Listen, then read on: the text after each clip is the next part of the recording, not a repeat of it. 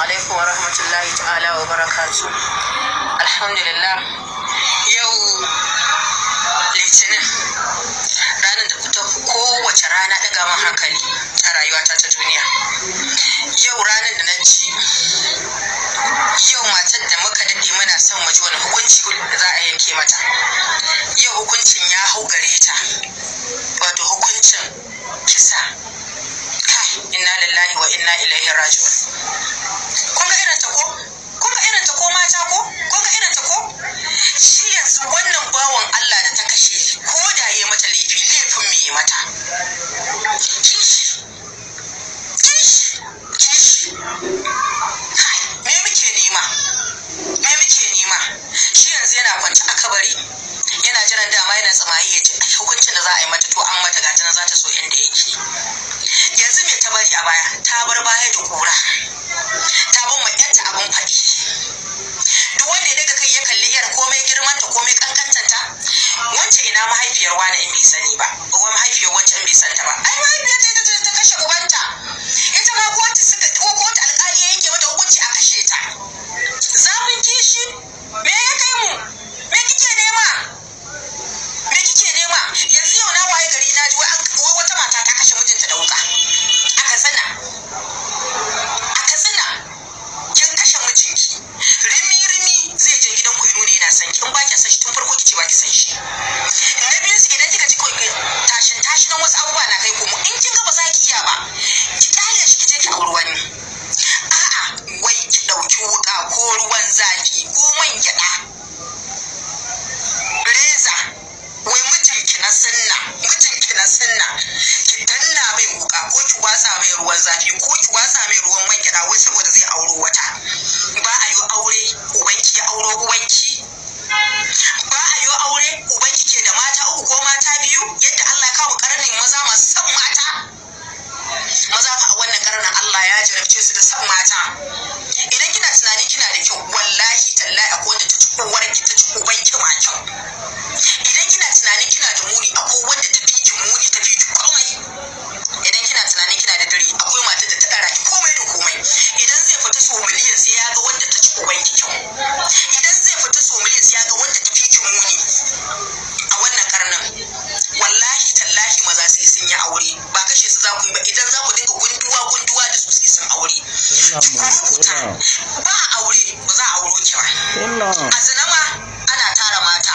Ya ce yana neman wacce ya kwanta da wacce ya nemi wacce ya kaza balantana ta sunna. Maryam yanzu wa gari ya waya. Hangin za a kashe ki, kin tashi a babun badalahu. Hukunci da addini ma ya yarda a miki shi. Ya yarda. Mu da tuntuna alƙalai suna ɗaukar wannan mataki akan mata.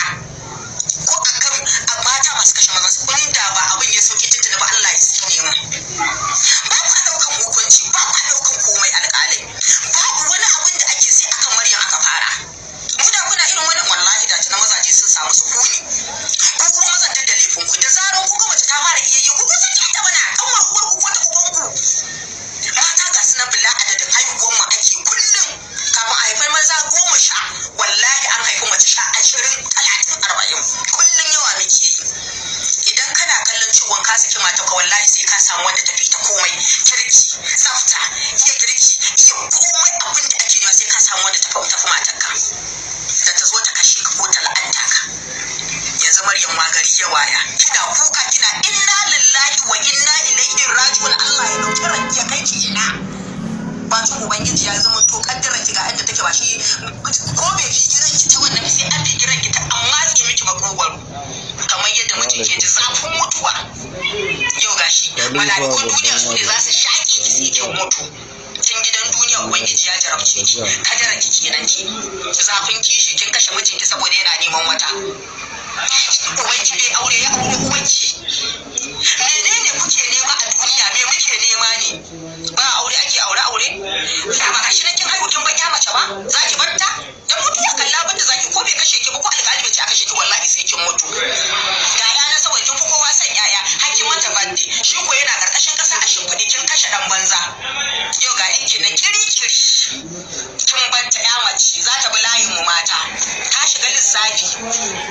Ba a yi aka aure ki. Shegu marasa imani waɗanda suka yi faɗi a gaban na Fatima ba ku da imani kuma aure an dinga gajiya alhamdulillah ya tafi munafikai marasa imani annabi mai wanda kuka kwashi kanku a gaban manzon Allah sallallahu alaihi wasallam ba a yi manzon Allah ya ce ai daya shi matan shi nawa da aka mu yanke wa mazan ku hudu aka ce su yi wani ma yana so ya dai ma fi karfin yi amma dan bala'i ka tashi ka sa kudin ka daga bakin naira 1000 abin da ya duk ya mace ta daga gidan ubanta ashe ka auro kwarkwasa fit da migiji ka auro yar marasa imani duk da ba su suka koya mata rashin imani ba iyayenta ka tashi ka auro bala'i ka ci da jaraba ka tufatar da yar bala'i ka kai ɗan iska asibiti sai ta ci taimaka saboda za ka auro wata ta ci ta hani an ta gane gida ta zauna tana kallon ayi ta kujera ce